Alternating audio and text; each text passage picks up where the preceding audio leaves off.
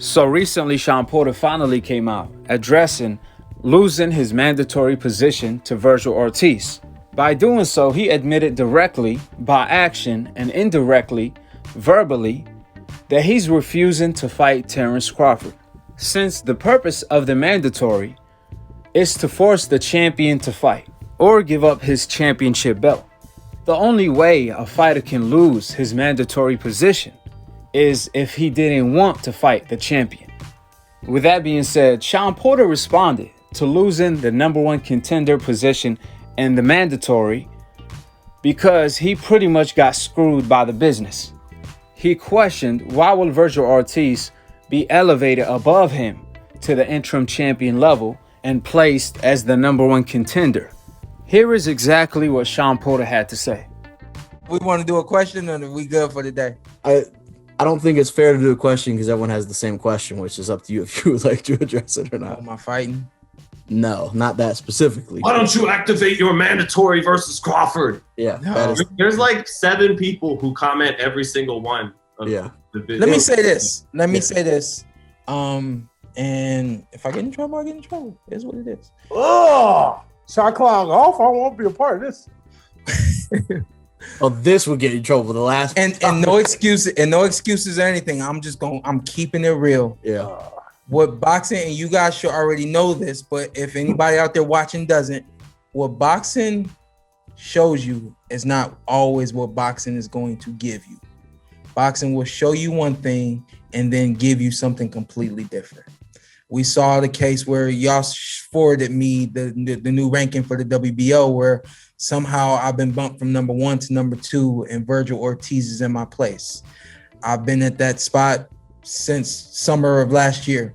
I'm 2-time world champion. I've been fighting at the world championship level since 2013. I mean, there's a host of other things that come along with that I'm in some ways required to be number 1. Yet boxing says WBO says we're gonna move Shawn Porter out of that number 1 spot, and we're gonna put Vergil Ortiz into that number 1 spot.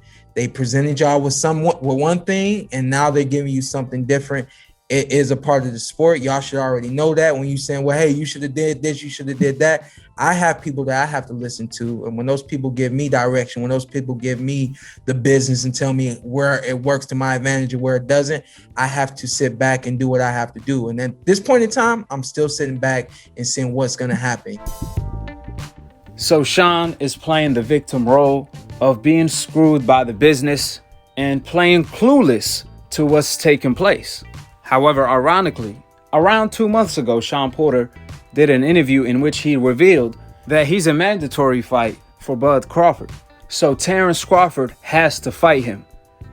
Shawn Porter said out of his own mouth, he can actually force the fight multiple ways: the traditional way by negotiating, or taking it to purse bid. Here is exactly what Shawn Porter had to say a couple months ago. You see it happening though, what percentage chance would you give it? Oh Lordy, I don't know. I think, and I also think that there's a lot of different possibilities to making a fight happen between myself and Terence Crawford. I think at this point now everybody's forgotten that WBO ranked me the number 1 contender for his title, which means I'm a mandatory fight, which means you can't just go on and fight someone else. You have to deal with the mandatory. Now you can pay the mandatory off and go and fight someone else, or you do a purse bid to make the fight happen with the mandatory.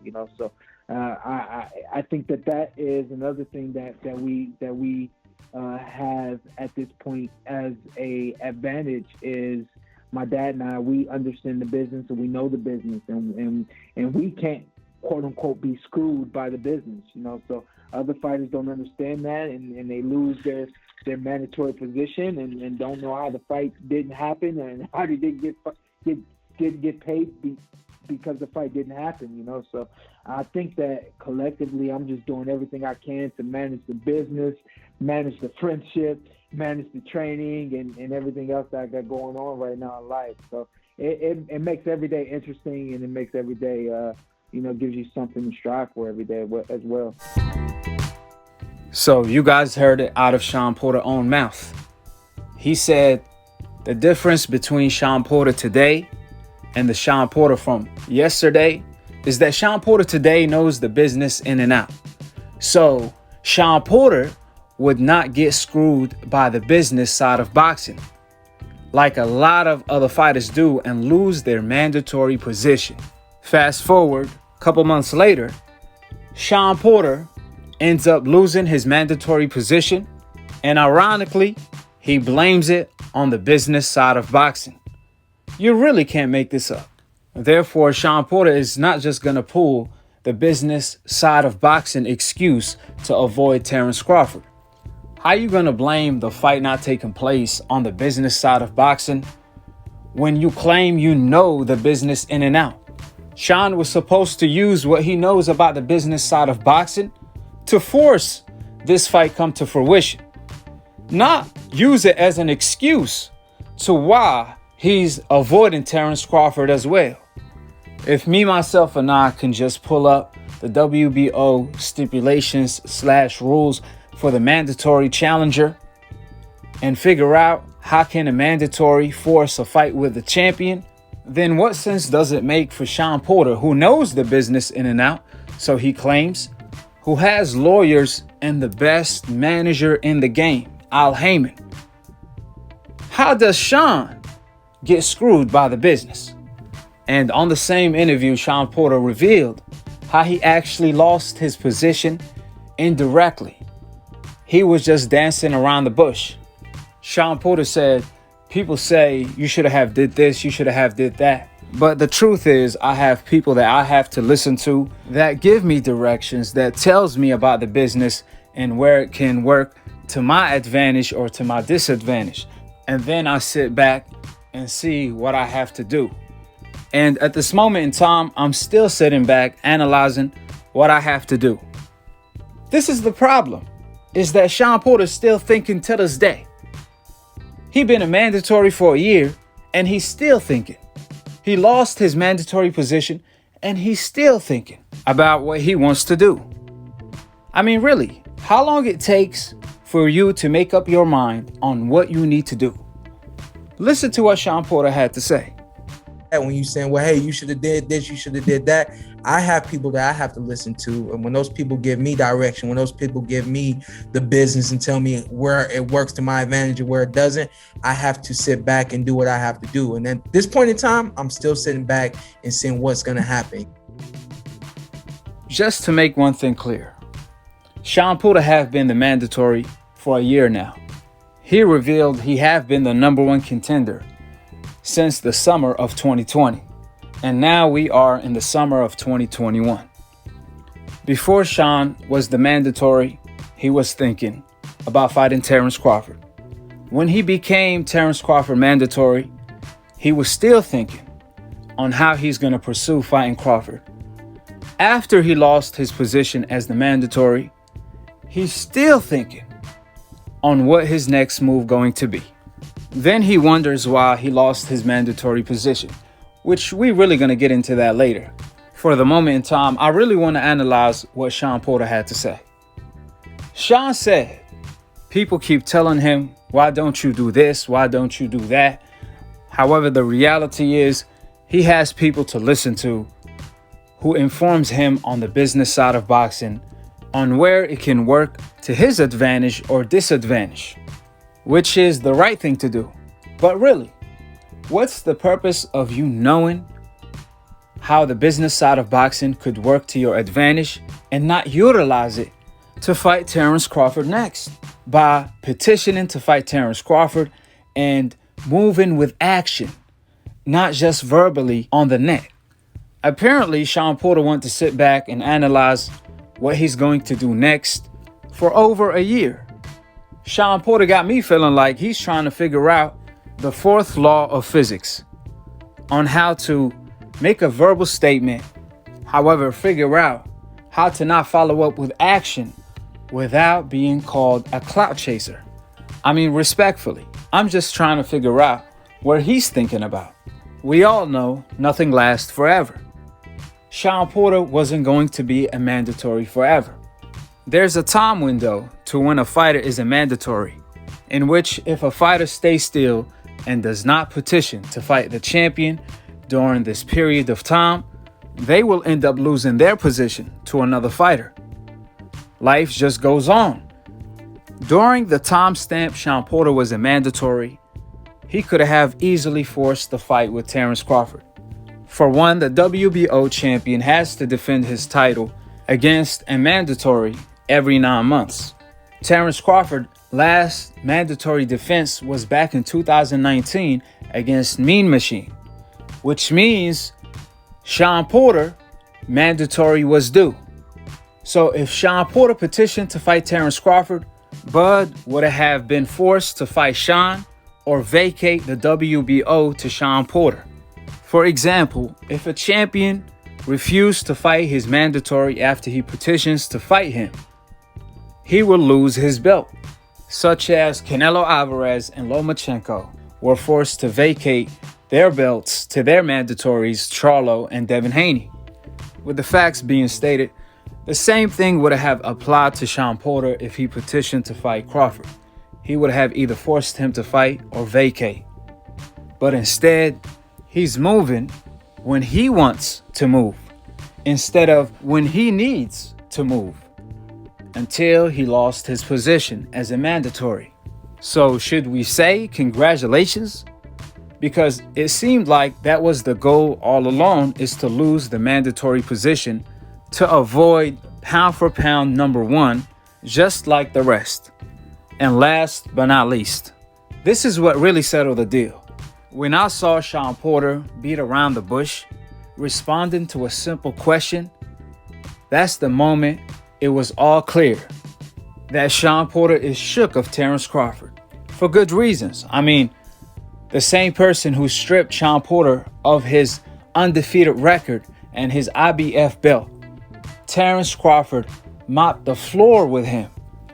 But the way Shawn Porter responded to why he didn't petition in order to fight Terence Crawford as a mandatory, you could say request, petition, activate, you name it.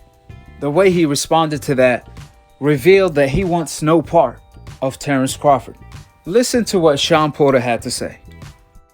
I have to sit back and do what I have to do. And at this point in time, I'm still sitting back and seeing what's going to happen. Y'all think activate the mandatory. Wow, it's a great catchphrase. It's a great theme. It's something nice to be heard and said. Don't none of y'all know what it means to activate a mandatory clause, and don't none of y'all know if activating a mandatory clause is even a real thing in boxing.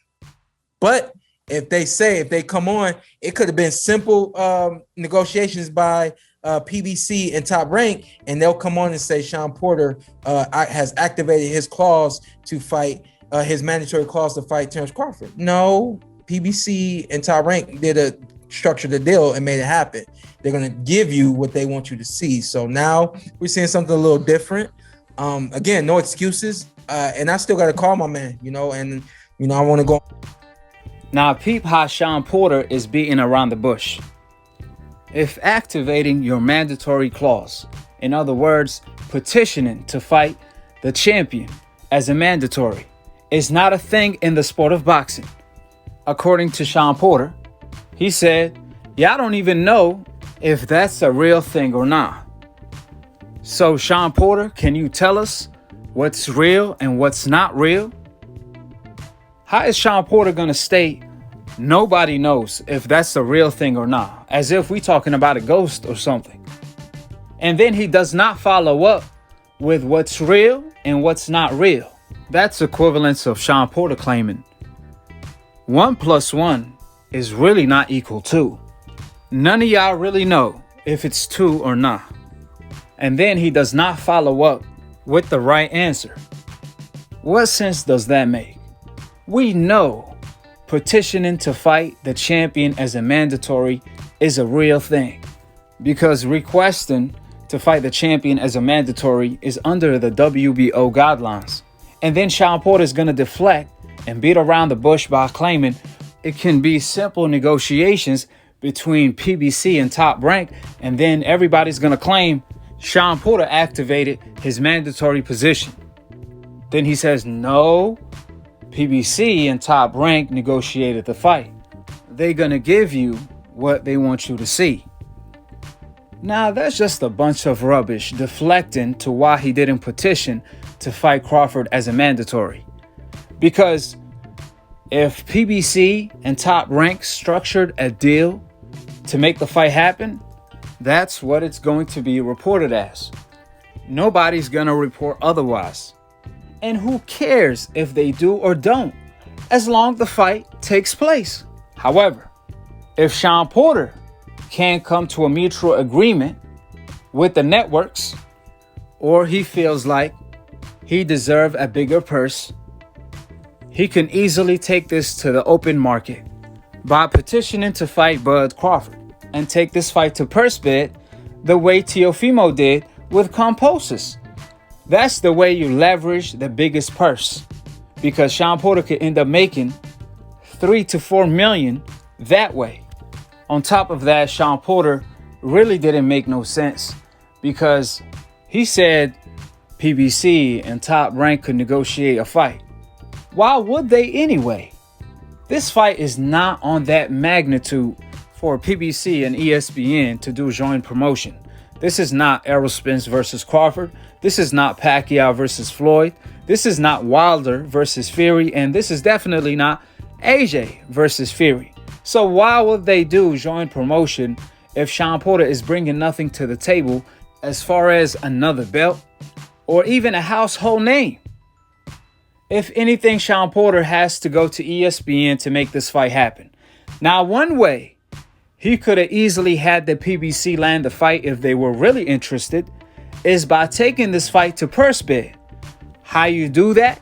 By petitioning to fight Terence Crawford as a mandatory. That way, Triller, DAZN, ESPN, and more importantly, PBC, they all can bid on the fight.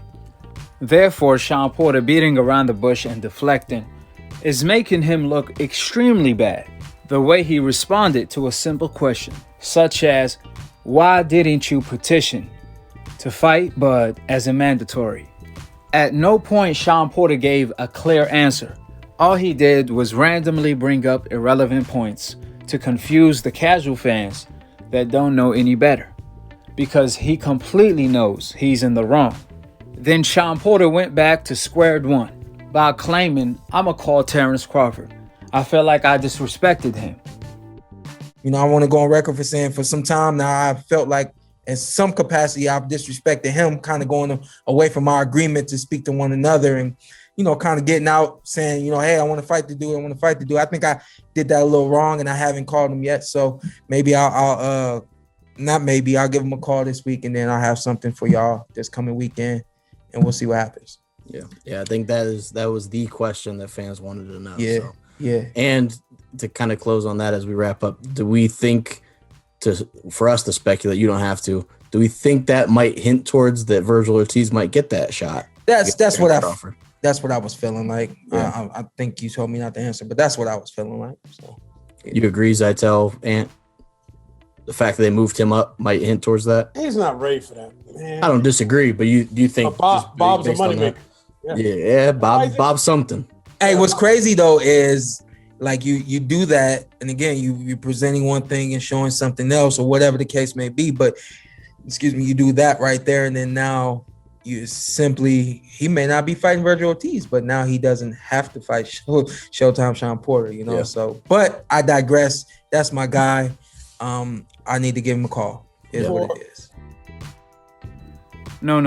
Don't call Terence Crawford. Call the WBO. Why will Shawn Porter call Terence Crawford? That story is overplayed. We done heard it a million times. He's my friend. We still friends. We still cool. Dismiss me with that. That's recycled news. Shawn needs to call the WBO. If he felt like he should still be the mandatory and he got screwed by the business since he's still trying to learn the business till this day. We don't see Usyk, the WBO mandatory for Anthony Joshua, get screwed by the business and lose his mandatory position. We didn't see Charlo lose his mandatory position against Canelo. I didn't see Devin lose his mandatory position against Lomachenko. We didn't see Kell Brook lose his mandatory position against Shawn Porter. We didn't see Errol Spence lose his mandatory position against Kell Brook. No one saw Andrade lose his mandatory position against Billy Joe Saunders. However, poor Shawn Porter lost his position as a mandatory against Terence Crawford. But peep this, instead of Shawn Porter calling the WBO to see what's wrong, he rather called Terence Crawford to continue to tell us the journey of friends turned to foes.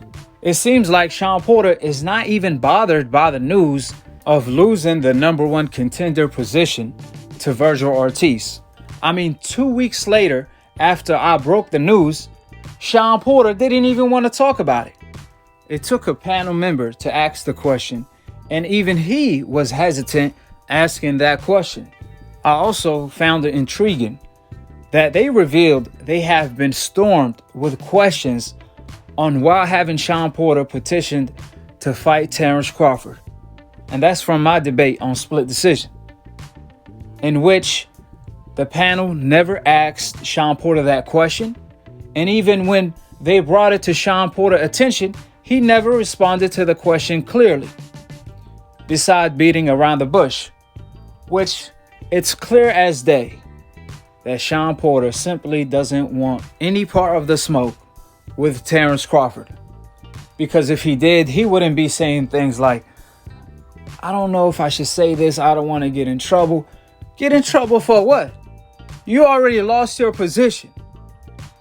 If you truly did everything right, if anything, the WBO is in trouble, not you. Which, again, that does not add up or make any kind of sense. This is why Terence is the number one pound for pound, hands down. He's not just the best in the world, he's one of the most feared, one of the fastest, one of the hardest punchers, pound for pound. He has the whole package.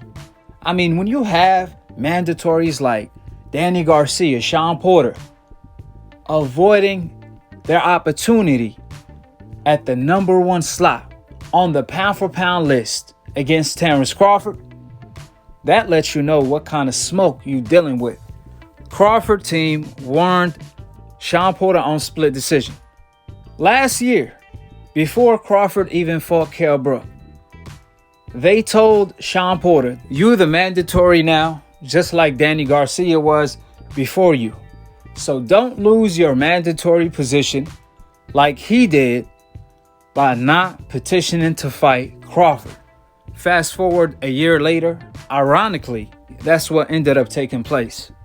With the facts being stated, drop your thoughts in the comment section below, subscribe below, and click on the notification bell to be continued on the next episode of Akhi, Akhi, TV.